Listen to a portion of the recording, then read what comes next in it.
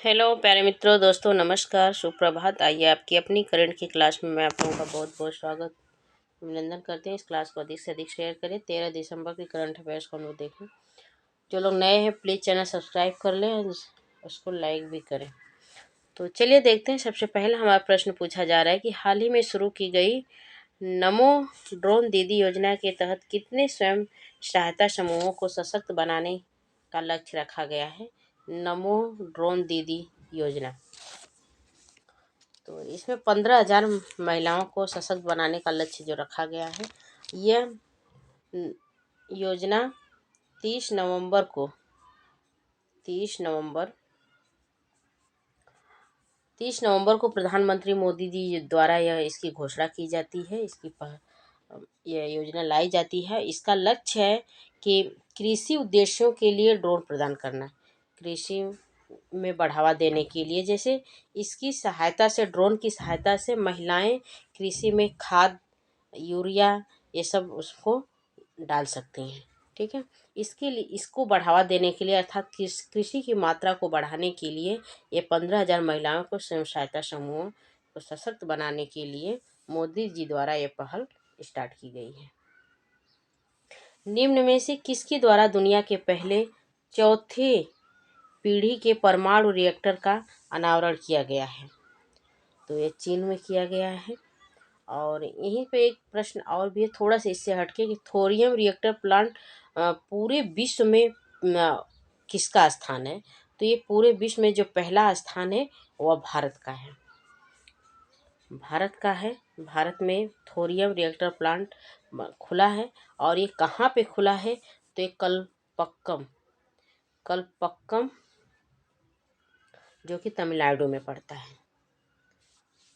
यहाँ पे देख लीजिए, तमिलनाडु में पड़ता है कलपक्कम।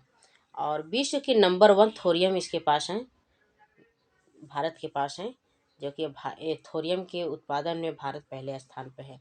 और पे पूछा जाए कि परमाणु बम किसके ऊपर कार्य करता है? तो नाभिकीय विखंडन के ऊपर। ठीक है, नाभिकीय विखंडन के ऊपर परमाणु बम कार्य करता है। एक मिनट, सॉरी, चलिए आइए। हाल ही में किसे 33वें व्यास सम्मान से सम्मानित किया गया है? तो सबसे पहले व्यास सम्मान किस क्षेत्र में दिया जाता है? तो व्यास सम्मान जो है ये साहित्य के क्षेत्र में दिया जाता है। और इससे सम्मानित किया गया है पुष्पा भारती जी को। अब पुष्पा भारती जी कौन है? तो पुष्पा भारती जी, आपने नाम सुना होगा, उनका धर्मवीर भारती, जो कि हिंदी के बहुत महानी कवि लेखक हैं ये, धर्मवीर भारती। ठीक है, धर्मवीर भारती, ये धर्मवीर भारती जी की है, ये पुष्पा भारती जो है पत्नी है। इनका जन्म 1935 ईस्वी में 1935 ईस्वी में मुरादाबाद, जो कि यूपी में पड़ता है, वहीं पे इनका जन्म हुआ है। और हिंदी के बहुत बड़ी कवि की पत्नी है, और ये भी एक कवि ही हैं। इनको 2016 में, इन्होंने 2016 ईस्वी में एक रचना की थी जिसका नाम था यादें यादें और यादें। और इस रचना में यादें यादें और यादें में सभी, जैसे निराला जी की, पंत जी की, धर्म भारती जी की, सभी यादों को इन्होंने समाहित किया है।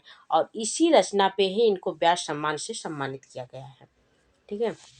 और व्यास सम्मान जो है ये कब स्टार्ट किया गया था? तो 1991 ईस्वी से व्यास सम्मान दिया जा रहा है। और इसमें 4 लाख रुपये दिया जाता है, 4 लाख रुपये, और प्रशस्ति पत्र दिया जाता है। व्यास सम्मान जो है वो हिंदी साहित्य में दिया जाता है, जैसा कि मैं आप लोगों को बताई।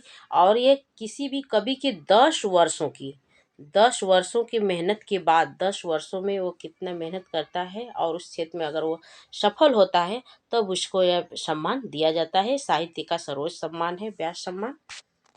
चलिए, तो इससे बनने वाले प्रश्न आप लोगों को बता दी। चलिए अगले प्रश्न पे चलते हैं। डोनाल्ड टस्क को हाल ही में किस देश के नए प्रधानमंत्री के रूप में नियुक्त किया गया है? तो डोनाल्ड टस्क को पोलैंड के नए मुख्यमंत्री के रूप में, इनको प्रधानमंत्री के रूप में, मुख्यमंत्री नहीं सॉरी, प्रधानमंत्री। हाल ही में कितने हवाई अड्डों को कृषि उड़ान योजना में शामिल करने की घोषणा की गई है। तो 58 हवाई अड्डे को कृषि उड़ान योजना में शामिल करने की घोषणा कर दी गई है।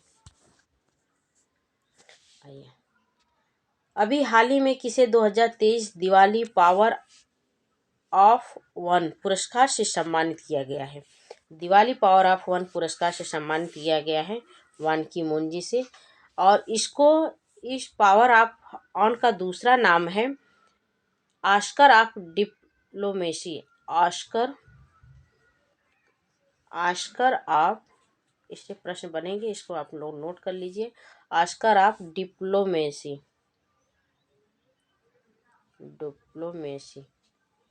ठीक है। इसको ऑस्कर पावर ऑफ ऑन को ऑस्कर ऑफ डिप्लोमेसी भी कहा जाता है। इनके साथ 3 और लोगों को भी दिया गया है। जो वान की मून जी हैं, इनके साथ 3 और लोग भी शामिल हैं इसमें। चलिए, किस दिन सार्वभौमिक स्वास्थ्य कवरेज दिवस मनाया जाता है? तो 12 दिसंबर को ये दिवस मनाया जाता है। फिर आज के लिए इतना ही। नमस्कार, जय हिंद।